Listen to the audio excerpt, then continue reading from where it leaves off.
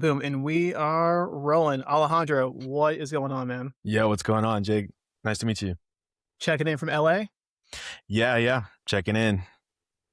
So, what does a typical day look like for you when you're home? When I'm home, a whole lot of nothing really. I'm trying. Well, actually, I'm trying to just make as much music as I can, and I always feel very grateful to be making music and all that. So it's all Yeah, I it's a mean, dream. I hear you're a big anime fan. Is that true? Yeah, I mean, I haven't really watched that much lately. I kind of saw on Netflix that they're trying to really push One Piece right now, so I'm like, maybe I should just Yeah. rewatch One Piece. But then I'm like, man, do I really want to go through that many seasons of my life? And I'm like, I kind of do. So yeah, Yeah, I mean, there's like what 700 episodes yeah, something like that. in one season. It's crazy, crazy. Have you watched Baki at all? No, I haven't. Dude, Baki is like, I mean, it's by far one of my favorite ones. I just finished Chainsaw Man. Oh, amazing! So Chainsaw good. Man is amazing. Did you watch the movie?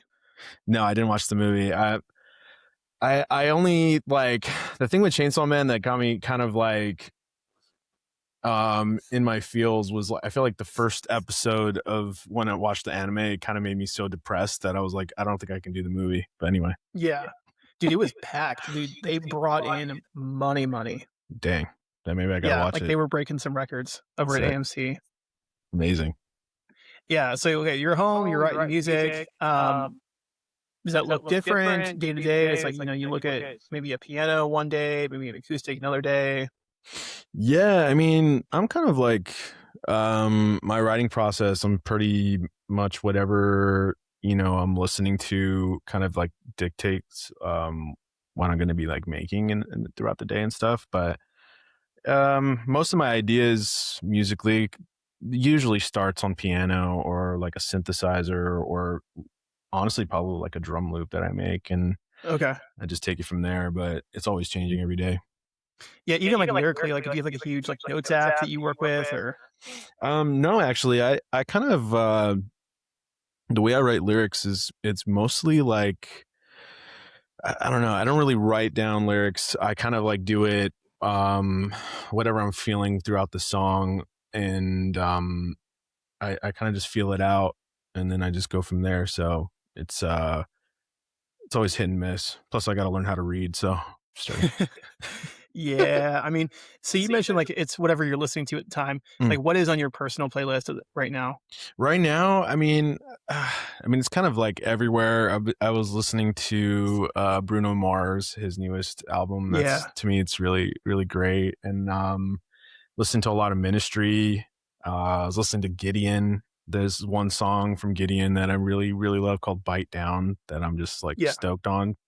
I've been listening to them for a long time. And from that to Underworld, I listen to a lot of Underworld and yeah, kind of all over the place. I mean, speaking of like heavy music, I mean, people don't know that you're also in a metalcore band.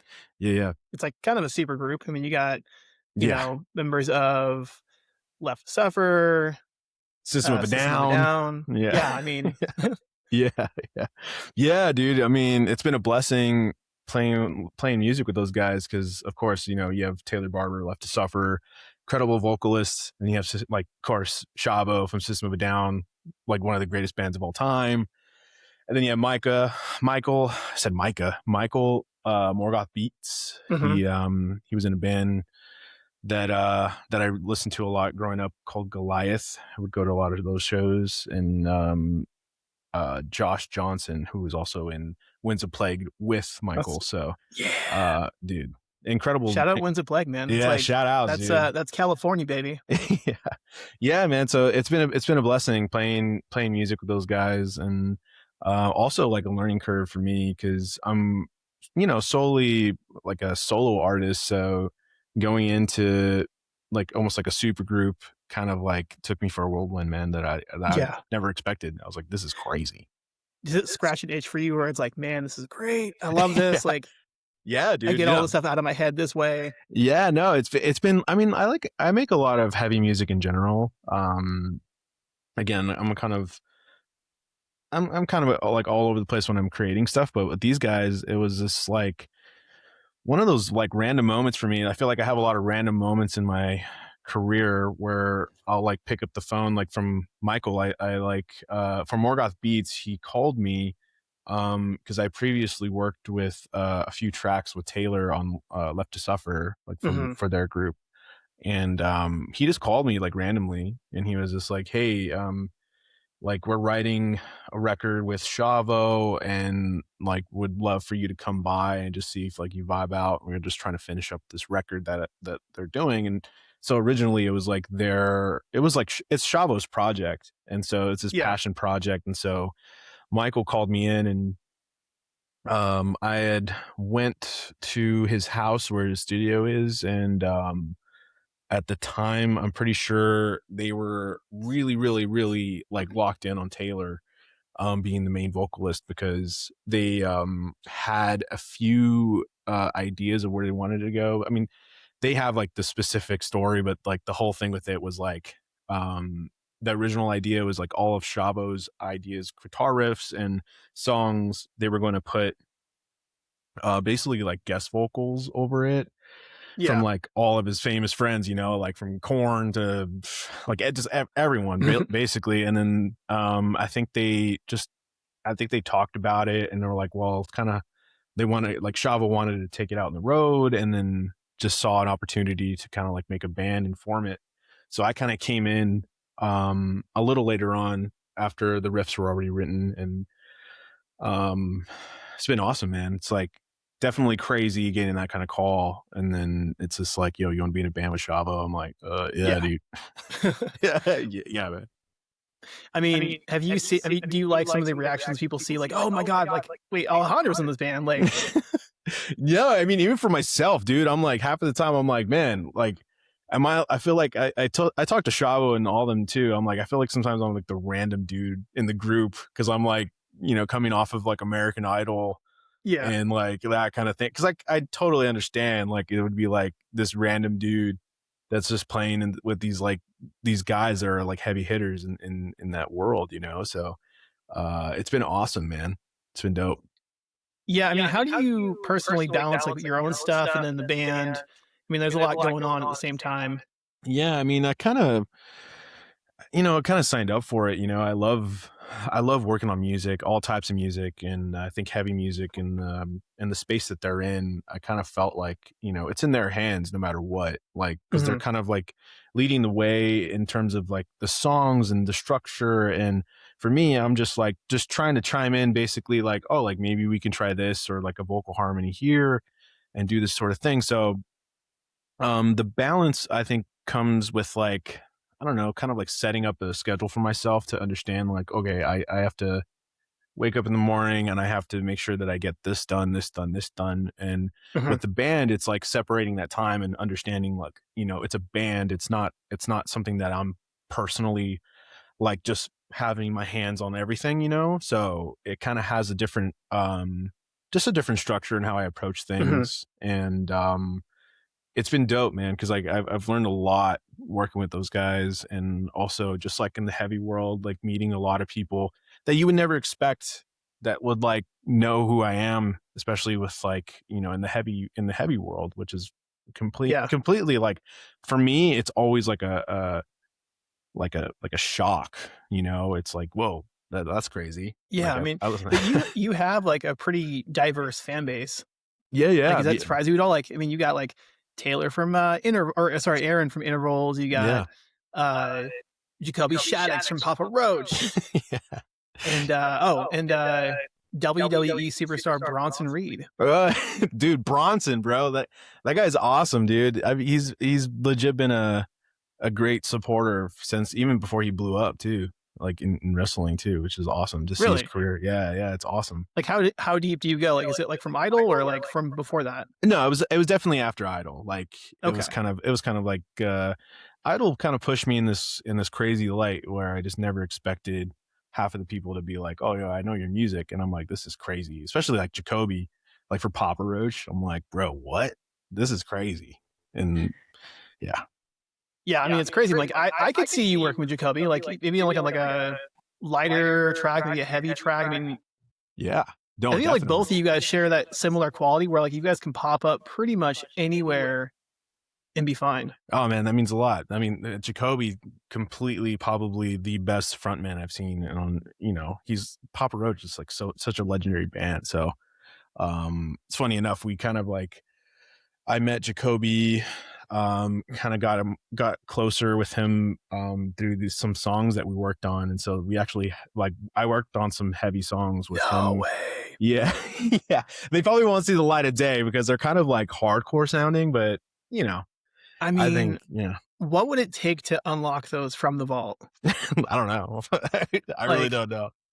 I mean, we got to call somebody. That's like, I feel like that's like, you're telling me this. It's like, yeah. Yeah, man. I mean, I think Papa Roach in general, like if their fans would hear it, it would probably be a little bit too heavy compared to like, because they're a heavy band, don't get me wrong, but like the stuff that we were making was kind of like a little bit, I mean, personally, it was kind of like a little bit too hardcore in a way that we were like, kind of like, it was me and Morgoth Beats, and Morgoth was like basically just explaining some stuff that we were going to try to do. And then, Jacoby was just like, man, we haven't done this. Let's just try it. And then, it sounded cool, but I feel like it could be a shell shock for their fans, definitely, if they heard those songs that we did. Are we talking like just drop the tuning way down? No, he's doing like hardcore call outs and stuff. Like it was really cool. Yeah. Dude, you're oh my God, you're killing me right now. I need that so bad right now. Watch, I'm gonna get in trouble now. Like Jacoby's just gonna tell, like, he's gonna hear this. Yeah. But no, man, that'd be cool. I mean, I feel like it's possible. I mean, you have so many different songs in that catalog. I mean, you got stuff with Jason Butler from Let Live and Fever. I mean, they've done pretty much everything you can do. Yeah. I mean, they got a new track out with Tubby Morse from H2O. Yeah, yeah. I mean, yeah. Yeah. It's I mean, as far legendary. as like heavy music goes, like, is there a top 5 that you have in mind? I mean, that's kind of hard. I know, right? Like, that's hard, man. That's hard. I mean, I can tell you one band that I would love. I mean, not so much like, I don't know. It's hard. I can't even say it. But one of my favorite hardcore bands is Bane. Like, I feel like Bane would be like really sick to like produce a record for them, or like even Let Live. Let Live is an incredible band. Like, I would love to even produce. Yeah, I mean, like, have you met Jason Butler before? No, I haven't. I've just seen him live. Legit, like, incredible front man, especially like the Fever stuff. Like, yeah, they were just in LA a few days ago, I think. Yeah, they're incredible. Did you see them or? No, I didn't, but I do know that they're hustling, man. Okay, you've seen Let Live before though, live, right? Yeah. Okay, yeah. I mean, just insane stuff though. I mean, yeah, one of the craziest frontmen ever. The whole band. I mean, the whole band. That could work though. I mean, yeah, you and Jason can totally link up and make it happen. Yeah, I'm down. Yeah, but yeah, new music's on the way from you. You just dropped a new song. Yeah. Queen. Yeah. It's nice. It's cool. You have, dude, your hair in that video is awesome. The Liberty Spikes, yeah, dude. Yeah, what went into that? I don't know. I kind of like, first of all, thank you so much for checking the track out. It means a lot. I'm like, I don't know. I kind of like, I was writing a lot of, I don't know. I kind of like been writing a lot of aggressive music, and I was just thinking about like what classical music means to me, at least, and like the classical world. And you see like Chopin competitions and like Mozart and Beethoven competitions, and you like, if you look them up online, they're kind of like this, I don't know, kind of like an outer worldly thing where unless you're in it, it's the whole world to you, and or if you're not, it's just classical music, So like, I was watching this Chopin competition on YouTube, and I was like watching it, and I was like, man, like, I think classical music has this crazy, not a hierarchy, but it's almost like high class. It's like, it's very much like, this is professional music, and like it's being passed down from generations, and these classical pianists play music for, like, they play this composer and they only do it to a T, and they're translating exactly what the composer's doing. And for me, I was like thinking how I can't do that. Like personally, like I'm not a classically trained pianist where I can, you know, fully dedicate myself to a composer and really learn the piece of music. So I had a general, like a kind of like a general idea of like, what if I like tried my own like way of like almost like bringing punk to classical music, but also playing classical phrasings on piano that kind of incorporate um just like that style, and almost like kind of like going from the left field of not being so like clean looking, like Yeah. it's more of like, I'm going to bring the edge to it. And so that was the whole idea for it. And I just made a bunch of songs. I was like just jamming on piano and like really just diving deep on trying to play as much as I can while also trying to keep melody. And so Queen is one of those songs that kind of just came out of those batch of songs that I was making. And I wanted to bring classical music out to, for anyone that hears the song, or, if they're from where I'm from, like Pomona, like there's not a lot of classical, inspirations there. So I really wanted to bring that to light and bring culture to what it is, and I think classical music is very, very crucial in a lot of like metal and a lot of hardcore, a lot of music in general, especially like how we compose music and we make music has been brought by the opera, by classical, by, Mhm. those things. And we just evolved from that. And so I kind of wanted to just to not only pay homage to that, but also bring my own style and like, you know, just bring like the punk aspect of it. I'm curious, is music education kind of a cause that you're pretty strong about? Um, I think now it is because I've just seen before, like I feel like YouTube was my main source of all information. Like legit how to learn how to play piano, how to learn how to play jazz, or if it's just like watching, or hearing music, whatever it was. I think that it was a major tool for me, and I would like to go to like college and learn more about classical music and learn how to do theory and just to write music down too. So I do think that now more than ever, I think it's always great just to keep learning in general, especially the education of music. Like it's never ending. Totally. But even for like kids in grade school, like, they're getting their hours cut due to Yeah, budgetary concerns. It's like, how are they going to learn the basics if they don't even have it? exactly. Yeah, and like the basics are really fundamental. I wish for me, personally, like if I was like growing up with like a synthesizer or like a certain thing that has information that has to do with music or creativity, I feel like I would have a different mindset now, especially how I learn and do things. So I definitely do think music education is very vital for just for like the younger generation too, just to like learn more and just experiment with Mhm. music.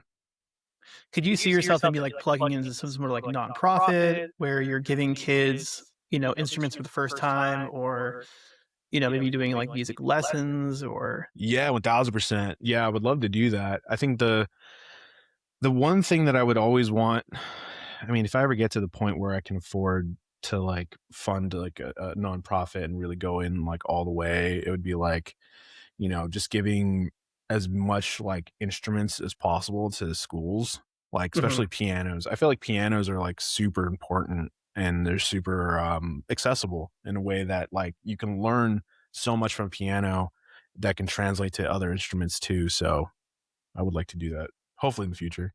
Yeah, I mean, plus you can do your own like, YouTube or instructional series too, because I mean, Yeah, what if someone doesn't have access to their own classes in their area? They just look at videos that you put out and bam. exactly. Boom. Exactly. You ever get down with ultimateguitar.com? No, no. No. No, no. That Is that site like was so tabs? dope. Yeah, tabs. Nice, nice. No, I didn't. My nephew That was did like though. the website, like back in like the early 2000s. Like, oh man, I want to learn this MXPX song. Bam. Dude, MXPX, bro. I haven't heard them in a Yeah, minute. man. That's Or sick. like, you want to check out that new Switchfoot single? Yeah. Nice, nice, nice. very early rock radio. Yeah, dude, my nephew, he was into um looking that up when I was younger. My nephew's older than me, so like he would play guitar and do. I would just watch him, and then he would get guitar tabs and learn how to play like Coheed and Cambria and like Murder Dolls and all that stuff. And I was always just like, whoa, what?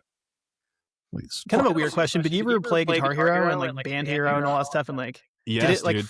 Did it kind of like inadvertently help you kind of along the way with? Bro, yes, dude. Guitar Hero 2, Guitar Hero Rock the 80s. Remember that? Yeah, I remember that. Dude, I remember going to Fry's Electronics and legit, I would get so stoked because for those that don't know, Fry's Electronics is like while it was RIP, but it was the best electronics store that you can go to.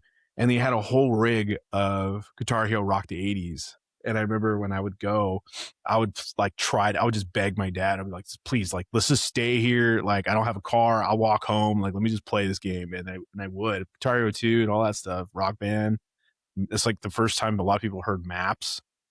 But anyway, yeah, dude, Guitar Hero 2. Vital. Was there a particular song on there that was like your go-to? Probably Sweet Child of Mine for Guitar Hero 2. Guitar Hero 3 is probably Cliffs of Dover. Man, and then Rock the 80s, probably the whole catalog. I don't remember the songs. I would love to see that game come back. I feel like it's kind of like it might. Yeah, I mean, it might. Hopefully, I mean, that'd be cool if it did. I think that the gaming now is just, I don't know. It's kind of at a weird space right now, don't you think? Everything's pay to play. I mean, I think I read somewhere you play games. Oh, all the time, man. I'm a huge gamer. Are you more like an Xbox, PlayStation, Switch? Well, now I'm a PC guy, but oh, okay. Yeah, dude. You got that RAM money. Yeah, man. I mean, I'm like, I can truly say that I wanted to be a pro gamer for a while. Oh, really? Yeah, I did. Okay.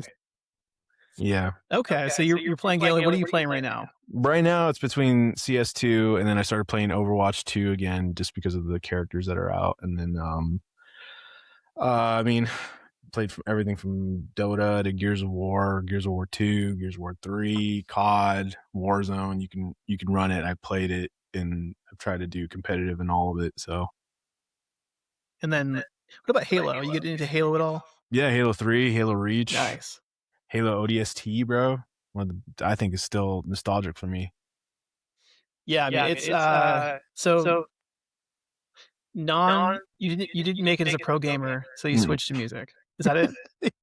No, that's no. The story is I just like anytime I would get off work or if I was doing anything, I just play games. That was like my downtime, and I just loved games. Growing up, I remember playing again, like having an interest in gaming. What started from this game called Unreal Tournament 2003, and I remember seeing this guy play it on this PC. I think it was at like a Walmart or somewhere, but they had a PC set up, and I watched this guy play Unreal Tournament, and I just got super intrigued by that, and I was like, whoa, like that's pretty fun. And so internet cafes like pop up, and I would try to go as much as possible, but I wasn't like, you know, heavily gaming until, man, probably like 19, 20, like 19 years old, 20 years old. Yeah. But that feels like such a long time ago, man. Like I feel so old when I think about that. Yeah, dude. I feel old. And it was a cool, bro. Like third space too. Yeah, yeah. Dude, I feel like old, those bro. are becoming less and less more prevalent. Like yeah. Yeah. It's crazy. Yeah, I know that you kind of prioritize your privacy quite a bit, but like do you get out and like hang out at shows, or you go into like game with other people's houses, or yeah, man. I mean I think the privacy thing, I don't know, kind of came with like the territory when I got on American Idol. When I got on that show, it kind of like, I don't know, it kind of just put me in a different headspace where, you know, I just do legit. I love hanging out with my friends. I love going hiking. I love playing tennis. Like I love playing basketball. I love playing games. Like I love all of it. I love going to the movies. Like, you know, like out here, like there was an ArcLight. I would go to ArcLight like all the time. Like if I have AMC pass, like I'm gonna go with my friends and just chill, Dude, A-list is so legit, dude. Yeah, dude. And so like that kind of thing is like usually what I do, I'm just chilling.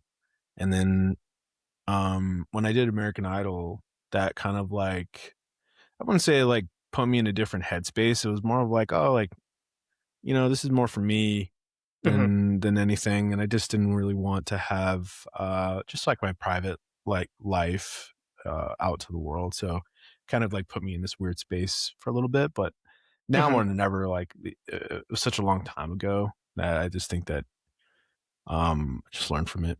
Yeah. Yeah, did you feel like you maybe, like, consent kind of went out the window where, like, "Yo, I need a photo, I need, like," it's like, "Whoa, first off, like, could you chill for 2 Right. seconds?" Like, "Hello, hi." No, no, I mean, it was like don't get me wrong, like, it was awesome. Like, I think the show kind of brought a lot of opportunity for me that I just Mhm. never expected, and, um, I think what kind of took me back was, like, um, I don't know. I think it was more of, like, the aspect of like people trying to figure out like your personal life. That was the more Yeah. just like there's a far and few of them, like a few people that have tried to do that, and those are the people that I'm usually just like I'm like all right, all right. I was like leave me alone, leave me alone. But "Bronson? yeah, no, no, no, no.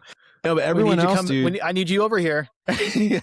No, but everyone else, dude. Like I think it's incredible, man. Like I'll be out in public and you know it definitely is something that I'm very grateful for, and sometimes I'm stunned by it because, like, I remember, um, like, we were just out in Europe, not too long ago, and I remember I think we were in Paris, and this, like, group of people just came up to me. It's like, "Yo, we really love your music. We really we saw you on the show," and it was for me, it was like it was crazy because like, I'm, like, in Paris, and I'm from Pomona. Like I'm first like for them to even know who I am is like crazy.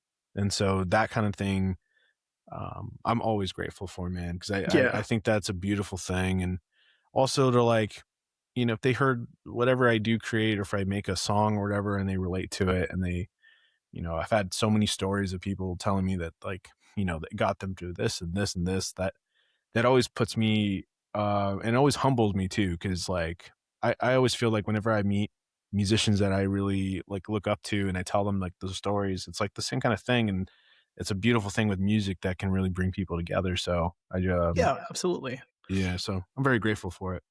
Yeah, I mean, even, like, Act of Forgiveness, like, that album in general, I Oh man. mean, it's a fun record to play in its entirety, man. It just you toss it on the JBL speaker and just let it rip, and then, yeah, Thanks, man. it's a cool record to kinda vibe out to on the couch. Thanks, dude. Yeah, man. Yeah. That was the point of that record, man. Appreciate it. Yeah, my now wife and I, we, listened to that quite a bit when it came out, Awesome. and we were starting to date and whatnot. I mean, it was cool. Thanks, dude. Man, that means a Cracking lot. up with some, trail mix and just vibe out. Just vibing out, dude. That's awesome. Yeah, I mean, again, yeah, all those stories kind of, they're nice to hear. Yeah, totally, totally. But yeah, you're going out on tour in the summer. I mean, that has to be super exciting. And Oh it's under man. your, solo name, or Yeah. I guess your given name. Yeah, yeah, yeah.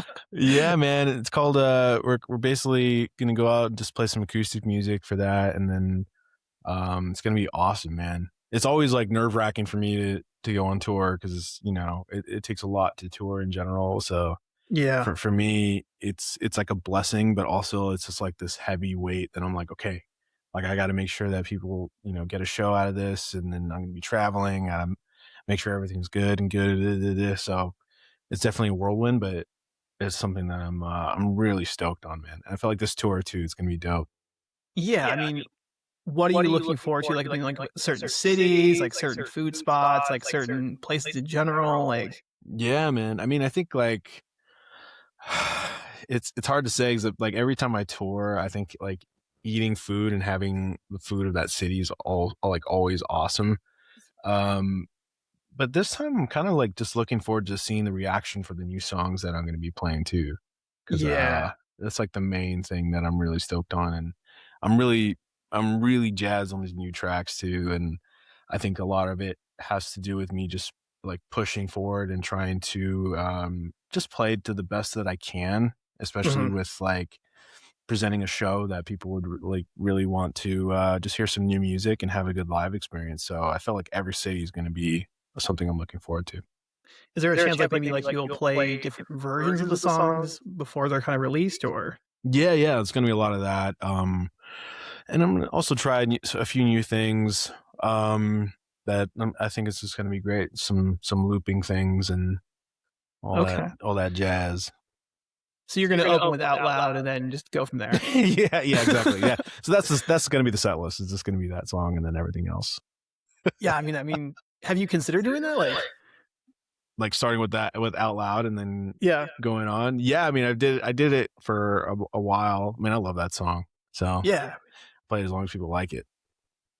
Yeah, I mean, it's funny, like, because you were on Idol, and, like, that was, like, the one song that really, really broke out from that show. I mean, have you Yeah. kept up with that show since you were on it, or No, not really. I haven't. I haven't. It was kind of, to be honest, dude, I really wasn't even watching TV when that show came out. So I was like, I mean, the last time I saw American Idol was probably like 5, watching Simon Cowell just like yell at yeah. people.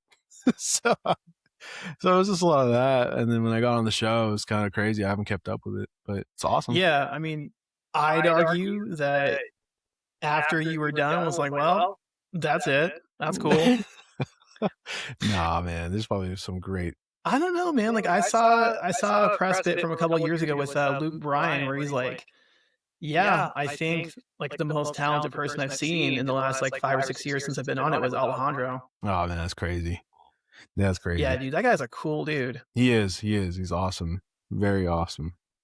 Yeah, I mean, I saw how he treats some of his, like, fans. I mean, it's he's so personable. Super. Yeah, he's a nice guy. Every time I would talk to him too, he was super nice. Oops. Yeah, I mean, can you imagine, like, what it would have been like had you won the show outright and got locked into a major? A major deal. No, I mean to tell you the truth, like, yeah, man, when you get on those shows, especially for American Idol, like I was into a major. Like that was the thing. Like when I got off the show, I was on to Hollywood Records. Oh, shoot. Yeah, and it kind of like, no shade or anything like that. I just think that after the show happened, I did the record deal, figured out a lot of things about like how I am and also like what works and what doesn't work for me, and I had to find out really quick um what a major did, and for me it was like I just wasn't personally ready, to be truthfully honest with you. Like dude, Yeah. I wasn't ready to be in any sort of way like an artist that was just being pushed out. When I, like, for me, I was like still writing these songs too. Like a lot of the songs that I was playing for the show, like 10 years and Out Loud and the songs that I did, like I was still writing them when I played them. So when I got off of the show, I was basically onto a major label, and um yeah, just didn't really, of course it didn't really like pan out as I thought it would, but I also learned a lot from it. And I think that the things that I learned was, well, first of all, how to say no, and Yeah. also like a lot of personal things that I needed to work on for myself. And I feel like with a lot of musicians and a lot of artists that go through this, they know what that comes with. And so for me, it was like it wasn't a bad thing at all. It was more of like just figuring out what I want to say and how I want to say it as an artist. And now I have more head on my shoulders, and I have more of a backbone when to just like just to say yes to things and no to things. Yeah, was there an instance where you said no, where it was, like, really, really tough doing so, or Yeah, I mean there was a lot of incidences like that. I think the thing that I had to say no to, I mean, this sounds kind of like crazy, but I had to say no to a lot of like just like my gut telling me that I shouldn't be going this hard with like playing live or doing shows or like going into the machine and just being like, okay, like I'm just gonna keep playing shows. I'm just gonna do it, keep going. And for a lot of people, they strive for that, Yeah. and which is not like that's something that I'm not knocking at all. But I just think for me, I just didn't want to do that when I just didn't know who I was. Like I don't know like what kind of music I wanted to present. I didn't know um what kind of artist I wanted to be, you know, and I think for a lot of the audience they heard Out Loud, which was the acoustic song that I had, and I think there was a lot of things that I had to come to terms with being like, okay, like I'm gonna have to fight tooth and nail for people to understand that I love playing really heavy music, or I love playing jazz, I love playing, you know, different styles. And it was a shell shock when I would present those songs to the fans when I was just playing different styles, and they were like, this isn't what we signed up for and all this stuff. And you know, but it is what it is. Like I think the thing that I learned more than anything was just to just to follow my gut, really, and to know when I'm not happy, and just realize that it's just music. Like, Yeah. you know, if I'm not having fun with it and I'm not doing it for the right reasons, like there's no reason for me to do it. So, and that's just on me. So, Totally. At the same time, though, it's like you work really hard on something and then you put it out. And it's like yeah. people can be less than kind online. Oh yeah. Oh yeah. And you know, it is what it is. I think it's funny when people are unkind, especially not just to like whatever I put out. It's like whatever everyone, like you can see a puppy video and someone's getting pissed at it and you know, something like that. So it's crazy. So does the album have like kind of like a tentative release date? Are you hoping to put out in like late fall maybe or? Yeah. I'm trying to like release a single every month, kind of like trickle down, almost do like a rainfall like drop of songs. And I feel like it's changing every day that I write more music, and I'm probably driving my team nuts because I'm always just like, yeah, I made this batch of songs last week, and here's some new songs this week, and I like this songs next week. You know, like this whole thing that I do in this process. So I think that hopefully in the fall I'll have a full body of work that hopefully I put out. You know. Do you have like a title that you're kind of like working on right now, or? Yeah, I mean, I kind of wanted to do almost like the first EP that I want to put out. It's basically called Baroque, and then the second one will be the Romantic Period, and then basically going through all the periods of music and just naming them, and then collectively putting them all together and having like the final release of it. So hopefully soon I'll have an album name. Yeah. So I noticed you put out a cover of Folded by Kehlani. Yeah. Yeah. Like what led to that? Like it just was like, you know what? I really like this song and I really, really wanted just to put my own spin on it. Boom. That was it. Yeah. That song's so dope. I mean, when I first heard it, I was like such a fan of it. And Kehlani, she's like legit an R&B legend. Like her voice is so incredible. And I was like, dang, like I would do cover this song, but I can't sing like that. So I was like, dang, like what am I gonna do? So I just, you know, just overplayed on guitar and just try to chime in on what she's singing, and the song's awesome. I mean, I had the idea when I was thinking about this, like, you know, like you could do a legit mixtape of just like covers. Yeah, I would love bringing to. people to collaborate. Like, yeah, that'd like, what other songs like would you love just to lay down with, even it's like finger style, like piano, whatever. I mean, I would kind of like to. I think like Lady Gaga is one of them. I mean, I think like most of the pop stars I would love to like work with, of course, but like I don't know. I mean, to do a remix album would be kind of cool. Like now that I know like a lot of the guys in the heavy world too, I would love to do a bunch of like just heavy music and make it more classical and stuff. That'd be dope too. Yeah, I mean, at this point, I mean, you're kind of just nail all the side quests. I mean, you got Papa Roach that we need to see.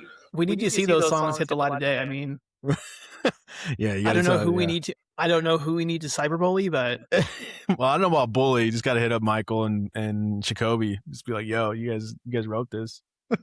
yeah, I mean, God. Morgoth, Beats, and Jacoby. That's who it needs to be happening. Okay. Yeah, I mean, you've been on like Silent Planet stuff. You've been on so many different things. I mean, is there a certain artist you would love to collaborate with, like in the heavy world, where it's like, man, in the heavy world, there's so many good bands that are rocking right now, man. And I don't know. I think like, I mean, I would love to work with like Coheed and Cambria. I think like they're such a, to me at least, they're the most underrated band in general. Like they're like the sickest band ever, really. They're like riffs, the way that the band just runs with it and has these stories, it has an arc and everything. It's just so dope. I would love to work with maybe, man, I'd love to work with a lot of bands. Deftones, that'd be sick. Loathe, the homies Loathe, I love Loathe. I would love to work with Dayseeker. I think Rory's amazing. Yeah, let's make that happen. Yeah, that'd be amazing. And I think they're already on a high right now, which is awesome. And they're like completely, they're just like an incredible band. I think like there's so many I can keep going. Yeah. What about Rain City Drive? Have you checked them out? No, I haven't. Oh my God. Okay. So kind of a similar story. Matt McAndrew was on The Voice. Amazing. And got runner-up. Oh, crazy. And then do you know who Johnny Craig is? Yes. Okay, so he was in a band called Slaves that have since renamed to Rain City Drive. Okay. And Matt took over for Johnny last minute. Oh, wow. Yeah, so he's a fantastic vocalist. Wow. I'll check him out. He was on Adam Levine's team. Okay. Like probably like 10 years ago or so. Oh, wow. Amazing. Yeah, but yeah, I mean, he teaches lessons in LA. I mean, that could be someone that you might want to hop on a track with, maybe. Yeah, that'd be sick. Yeah, because I mean, Rain City Drive has a song with Dayseeker. Amazing. Yeah, I think it's called "Medicate Me." Okay. Yeah, check him out. But yeah, so tour happens in the summer. Anything else that you're kind of cooking up for the rest of the year? I mean, I've been cooking up a lot of different styles of stuff, and hopefully just more and more music, really, just heavy music. Are you doing like VIP stuff on the tour? Or? No, I don't think so. I think we're just running it, just playing some shows. What about like maybe like fan clubs or like kind of like a Patreon or? No, dude. I think I'm just running it solo dolo, dude. Just running it. Which has to feel great. I mean, having that freedom. There's no freedom with that. No, it's just pure. There's pure. Just like I gotta work, man. Nah, sure. I mean, no, but it's great though. I mean, what I noticed about the tour is that the ticket prices are really, really cheap. Yeah. They are so cheap. Like, was that an intentional move that you and the team kind of sat down with, where it's like, we want as many people to come out, have a great time, and just vibe? Of course, man. I think that's like the main thing. I think like ticket prices in general, like, dude, like ticket prices have been so high lately, and I think that the prices, if they're just justifiably just there for people to have a good time, like that's legit what I'm about. So, yeah, I mean, Portland's gonna be a good spot. I mean, because it's across the street from a arcade. Yeah, dude. Portland's have you been to Ground Control before? Never been to Ground Control. The only place I played in Portland is was it the Crystal Ballroom? Yep. I played that place a lot, and it's so awesome. And the record store that's right next to it, and then Millennium. Yeah. Dude, the one donut shop that I like there, it's called Pep's Donuts, I think, or Pips. Yep. Mm-hmm. That place is really good, dude. I love Portland. Yeah, I mean, when you come down in the summer, I mean, the arcade's literally across the street from the venue. Awesome. And so, yeah, it's right next to a Voodoo Donuts. It's catch me there, bro. Dude, it's kind of like the best place to stop. That's awesome. Dude, I can't But wait. yeah. Okay, so hondoworld.com is kind of like the landing spot for all things Yeah, all Alejandro. things tickets, all things music, all things merch. Yep, all there. Is there gonna be like kind of exclusive things to the website, like that you might like slip in, or? Yeah. I'm working on a bunch of things right now, especially for like the exclusive stuff that people would and fans that really want to listen to new tracks and unfinished tracks and stuff like that. So just be on the lookout for that. Yeah, I mean that's kind of the best thing. It's like, oh, you didn't go to hondoworld.com, so you didn't hear it. Yeah, yeah, exactly. Plus, it just sounds fun to say too, like hondoworld.com. Yeah, definitely. But hey, is there anything else you want to kind of like drop on us before we kind of wrap up here? Nah, man, just thank you for having me. It was awesome talking to you.